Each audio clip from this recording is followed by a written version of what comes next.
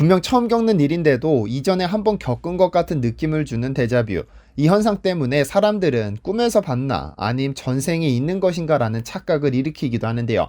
지금 현재 넷플릭스에서는 불과 얼마 전에 겪었는데 또 라는 생각이 들게 하는 데자뷰 현상이 일어나고 있습니다. 썸네일을 보고 아시다시피 오늘의 주인공은 얼마 전 공개 24시간 만에 오징어 게임을 누르고 전세계 TV쇼 부문 1위를 기록한 지옥입니다. 하지만 넷플릭스 생태계를 발칵 뒤집어 버리기는 했으나 곧 순위가 하락할 것이다 라는 예상이 정확히 들어맞고 말았습니다. 왜 그랬을까요?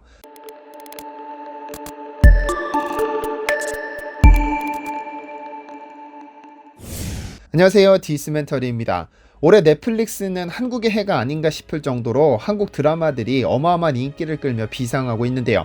그 시초라 할 수 있는 오징어 게임은 아직도 그 인기가 식을 줄 모르고 개봉 후 2달이 넘는 지금 현재까지 넷플릭스 랭킹 4위를 꿋꿋하게 유지하고 있습니다. 이를 증명하기라도 하듯 오징어 게임 관련 굿즈들을 판매하는 인터넷 쇼핑몰은 아직까지 성황을 이루고 있고, 드라마에 출연한 배우들은 헐리우드 스타들의 스타가 되어 떴다 하면 모두의 이목을 집중시키고 있습니다. 한 행사에 참여한 레오나르도 디카프리오는 마치 자신이 주인공처럼 점잠 빼고 앉아있다가 오징어 게임 출연자들과 한 공간에 있다는 소식을 듣자마자 그 풍분에서는 이정재와 단둘이 투샷을 찍기도 했고, 다코다 패닝의 동생 엘 패닝은 이 행사에 참여했던 유일한 목표는 오징어 게임 배우들과 셀카를 남기는 것이라고 토크쇼에서 밝히기도 했죠. 그런데 이 오징어 게임을 통해 본 한국 드라마의 세계적인 인기가 우연이 아닌 시작에 불과했다는 말을 증명시켜줄 또 다른 히트작이 11월 19일 넷플릭스를 통해 공개됐습니다. 한국에서는 킹덤 이전에 한국형 좀비로 좀비 전성시대를 열어젖힌 부산행의 주인공 연상호 감독이 맡은 지옥입니다. 약간은 식상해 보일 수 있는 지옥이라는 제목 때문에 처음에는 큰 기대를 하지 않는 사람들이 대부분이었습니다만, 개봉 하루 만에 오징어 게임을 제치고 전세계 TV쇼 부문 1위에 오르는 기염을 토해냈습니다. 오징어 게임 이후로 공개한 마이네임 등 넷플릭스 한국 드라마들은 애국심이 발로된 한국인들 덕분에 순위권에 들기도 했었습니다만, 지옥은 다릅니다. 개봉한 지 24시간 만에 오징어 게임을 누르고 단숨에 세계 1위로 올라섰는데, 이는 한국 넷플릭스 드라마 사상 최초의 기록이라고 하죠. 뒤에서 다시 이야기하겠지만 이 순위는 단 하루 만에 2위로 내려앉고 말았습니다. 결과론적인 이야기겠지만 지옥은 적어도 첫날은 1위를 할 수밖에 없었다는 평가가 나오는 것에는 이유가 있습니다. 왜냐면 이 드라마는 연상호 감독이 20년 동안 준비한 정수가 모두 녹아있고 주제 자체가 상당히 흥미롭기 때문입니다. 지옥은 네이버 웹툰 지옥을 원작으로 합니다. 2019년 8월부터 2020년 9월까지 1년 동안 연재된 이 웹툰의 작가도 역시 연상호 감독이며, 이 웹툰의 전신 역시도 연상호 감독의 대학교 졸업작품 지옥 2개의 삶입니다. 그러니까 연상호 감독은 이미 2004년에 2022년에 탄생할 드라마에 초안을 잡기 시작한 겁니다. 한마디로 넷플릭스가 투자해 제작된 이 드라마는 한 감독이 20년간 키워온 야망을 모아둔 엑기스인 셈이죠. 연상호 감독은 인간과 사회의 어두운 그림자를 파헤치는 데 능통합니다. 학교 폭력을 그린 대지의 왕, 국내 가혹행위와 인권 침해를 다룬 창 등 현실적인 주제를 애니메이션으로 풀어내 두각을 드러냈었죠. 처음으로 실제 인물을 등장시킨 영화 부산행 역시 깊은 곳에 내재된 인간 본성을 담았습니다. 그리고 이 부산행은 연상호 감독과 장르물의 접점을 만드는 데 성공했죠. 이미 킹덤 이전에 상징적인 숫자 1000만 관객을 돌파하고 전세계 영화 팬들의 찬사를 받으며 K-좀비 시대에 서막을 알렸습니다. 앤트맨을 만든 에드가 라이트 감독은 부산행을 자신이 본 최고의 좀비 영화라고 극찬하기도 했었습니다.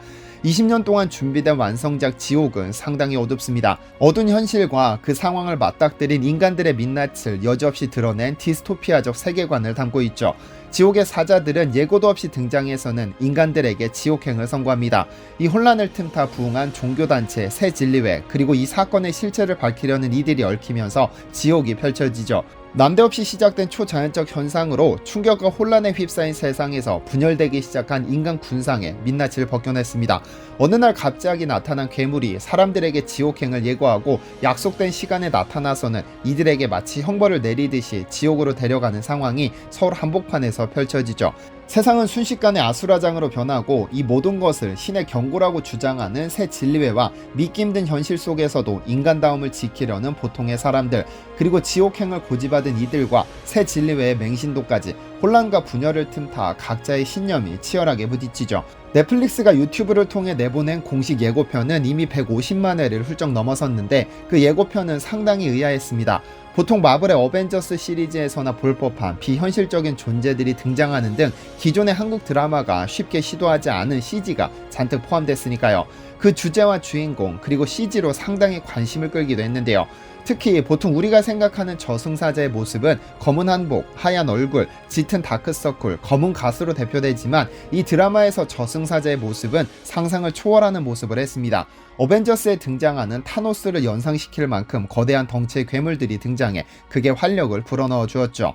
이 드라마 이전에 웹툰을 먼저 접한 이들이 가장 의심의 눈초리를 보냈던 부분도 이 괴물들을 감독이 과연 실사로 표현해낼 수 있을까 하는 점이었는데, 예고편에서 본 괴물들의 모습은 상상 그 이상이었고 이것을 CG로 표현해냈다는 점에 큰 찬사를 보내고 있습니다. 그런데 아이러니하게도 이 CG가 지옥의 가장 큰 약점으로 꼽히기도 했는데요. 아주 오랫동안 삶과 죽음, 천국과 지옥 등 사후세계 진위 여부는 논쟁의 대상입니다. 시간이 지나면 누구나 맞이하는 죽음이지만 그 이후의 세계를 직접 경험한 이는 세상에 돌아올 수 없고 오로지 상상력에 의존할 뿐이죠. 물론 죽음에서 돌아왔다며 자신이 사후세계를 경험했다고 주장하는 이들이 있기는 하지만 이들의 말이 과연 사실인지를 확인할 방법도 없습니다. 누구도 가본 적이 없으니까요. 그래서 그 시기와 실체조차도 불분명한 죽음에 대한 공포가 인간의 무의식에 자리하는 겁니다. 인간 무의식에 자리잡은 죽음에 대한 공포가 연상호 감독의 화두였습니다. 사망 시각을 알리는 천사와 이를 실행하는 3명의 저승사자는 이 드라마의 신호탄이자 원동력입니다. 그런데 저승사자의 모습이 공포감을 주기는커녕 의외로 귀여운 모습이 아쉽다는 평가가 지배적입니다.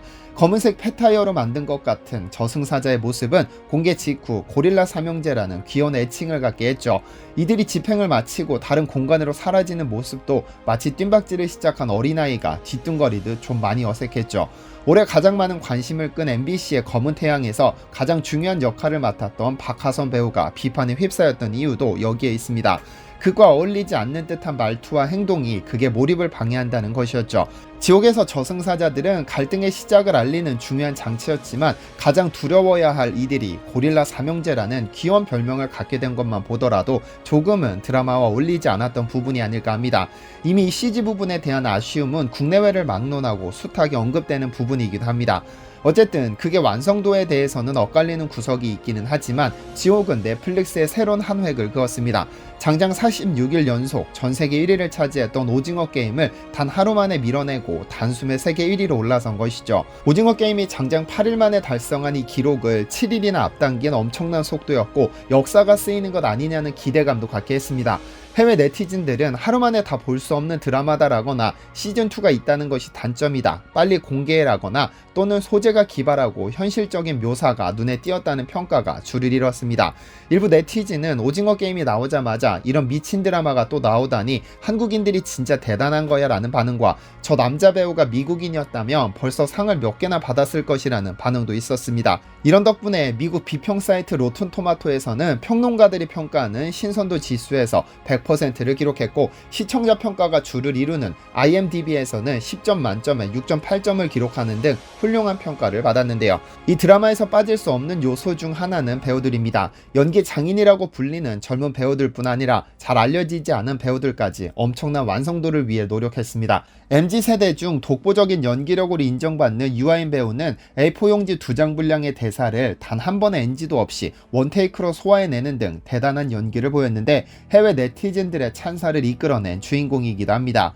여기에 박정민, 김현주, 양익준 등의 익숙한 배우들뿐만 아니라 의외의 인물이 몰입도를 끌어올렸습니다. 바로 김신록이라는 배우였는데요. 극중 미혼모 박정자 역을 맡은 그녀는 어린 자식들만 남겨두고 지옥으로 끌려간다는 통보를 받으며 인간이 보일 수 있는 모든 감정을 다 표현해내면서 새로운 연기장인의 탄생을 알리기도 했죠. 처음 지옥이 넷플릭스 TV쇼 부문 세계 1위를 기록했다고 했을 때 일부 시청자들은 곧 2위로 내려앉을 수밖에 없다는 비관적인 평가를 내놨습니다. 드라마의 소재가 다소 어둡고 여기에 종교적인 주제가 주를 이루기 때문에 이를 호평하는 시청자와 혹평하는 시청자로 양분될 수밖에 없으니까요. 결과적으로 1위로 올라선 지 하루 뒤 지옥은 2위로 내려앉았습니다. 개인적으로 이런 평범치 않은 장르물을 좋아하는 성향상 이 드라마는 제 인생 드라마 5손가락에 드는 명작입니다. 그래서 바라건대 오징어 게임이 그랬던 것처럼 초반에 CG에 대한 호불호를 거뜬히 이겨내고 제2의 오징어 게임이 아닌 독보적인 영역을 구축해 새로운 한류를 불러일으켰으면 좋겠습니다. 더 늦기 전에 여러분들도 지옥행 열차에 탑승해보는 것은 어떠실까요? 시청해주셔서 감사합니다.